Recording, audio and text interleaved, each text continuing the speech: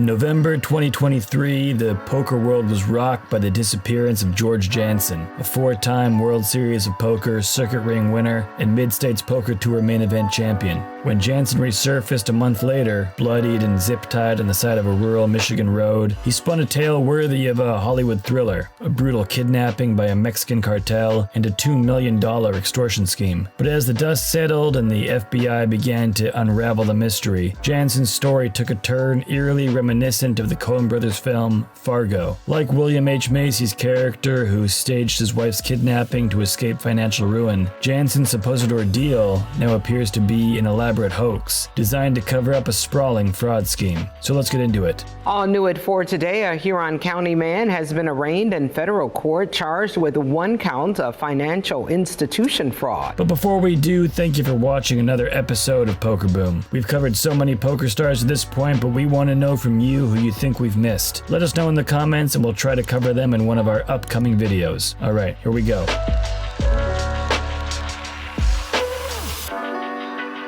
Before we get into the crime, a little bit about who Janssen was as a poker player. According to most, he was the real deal. He won over $400,000 throughout his career with 2 main event top 10 finishes and 7 main event cashes. He took home his biggest cash win in September of 2023, which was over $80,000 in the $1,600 MSPT No Limit Hold'em 400K event at the 2023 Deep Stack Extravaganza. But none of his poker stats will ever come close to what he will inevitably be remembered for. The FBI is believed to be looking into whether a Huron County man who has made quite a bit of money playing poker was kidnapped in an alleged extortion scheme.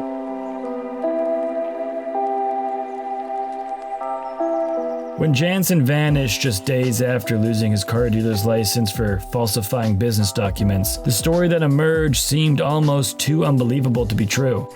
There is a suspicious situation going on there. I'm going to get more. According to Janssen, he had been abducted by a cartel that had been extorting him for 2 years, demanding large sums of cash in exchange for his safety. The details were wild. A handwritten letter spelling out kidnap, cryptic names that supposedly belonged to his captors, and a daring escape that ended with him bloodied but alive on a desolate road. Suspicious situation. Guy's hands were zip-tied. Said he was held captive for a month. The police reports read like a screenplay, only this time the protagonist was a poker champion turned car dealer, not a bumbling car salesman. Yeah, but I already got it's okay, the loans are in place. I already got But as investigators dug deeper, cracks in Janssen's story began to show. The FBI complaint, unsealed recently, accused Janssen of defrauding over 20 financial institutions out of more than $3 million through a web of fake loans and bad checks. His kidnapping tale, it seemed, was nothing more than a smokescreen to hide the fact that he was drowning in debt and facing legal trouble. The FBI's investigation revealed a meticulously orchestrated scheme involving fictitious vehicles, fraudulent loan documents, and a revolving door of bad checks. His car dealership, Bay Auto Brokers, was at the center of it all. In August 2023, the Michigan Department of State Office of Investigative Services had already flagged the dealership for using the same fake vehicles in multiple loan applications.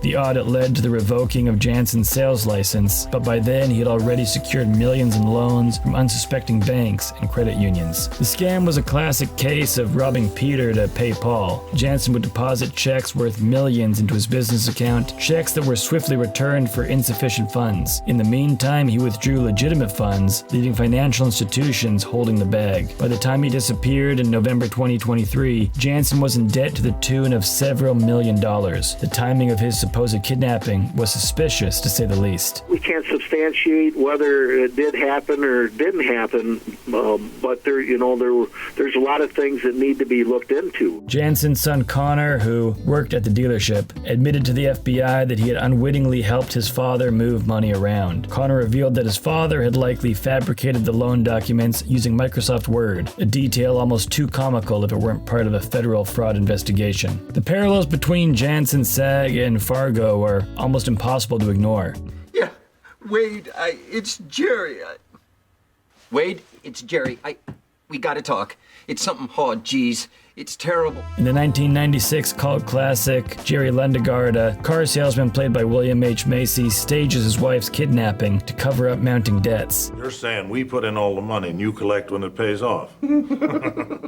No, I'd pay you back the principal and interest. Like Lundegaard, Jansen was also a Midwestern car dealer with financial troubles spiraling out of control. The stage kidnapping, the trail of bad checks, and the tangled web of lives are straight out of the Coen Brothers playbook. Even the small-town setting adds to the sense of dark irony. Bad Axe, Michigan, where Jansen reappeared, is a far cry from the frozen Minnesota landscapes of Fargo, but the vibes are eerily similar. Quiet, unsuspecting, and blindsided by a crime that seems almost too bizarre to happen in real life. But perhaps the most Fargo-esque aspect of Jansen's story is how absurdly it unraveled. His supposed kidnappers, described as members of a Hispanic gang or cartel, were never identified. The handwritten note spelling out kidnap felt more like a prop than evidence. And the idea of a poker champion being extorted for millions without contacting authorities was implausible at best. In the end, the only thing missing was a wood chipper. He was being brought up here to recover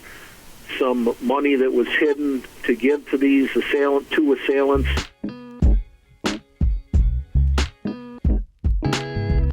Jansen's actions point to a man cornered by desperation, a poker player who put together the biggest bluff of his life. Jansen's kidnapping tale was a bluff of epic proportions, a last-ditch effort to buy time and possibly gain sympathy from creditors and law enforcement. But like a bad poker hand, the bluff was called, and Jansen was left with nothing. The fallout from his actions extended well beyond the poker tables and his dealership. Friends who had trusted him were being left holding unpaid loans, with some even approaching the FBI to clear their names. His son Connor was caught in the crossfire, having unwittingly played a part in the scheme. Longtime associates who had taken over multiple vehicle loans at Jansen's request expressed shock and disbelief, saying that Jansen had seemed like a man who, quote, had life by the balls. The collateral damage was not just financial, though. The betrayal felt by those close to Jansen was palpable, a reminder that the most profound cons are not those pulled on banks or credit unions, but on the people who believed in you. As of now, George Janssen faces charges of bank fraud, a federal crime that carries a maximum penalty of 30 years in prison and a $1 million fine. The legal proceedings will no doubt bring further revelations, but the outlines of the story are already clear. A high-stakes gamble gone disastrously wrong. The whole thing is yet another reminder of the dangers of living beyond your means and believing your own lies. In the end, just like Jerry and Fargo, Jansen's attempt to bluff his way out of troubles only dug him deeper. His story makes you think of the old poker saying, if you can't spot the sucker at the table, it's probably you. Jansen's downfall was not just due to his crimes, but to the sheer implausibility of his alibi. A bluff that was destined to be called, because in the end, the house always wins.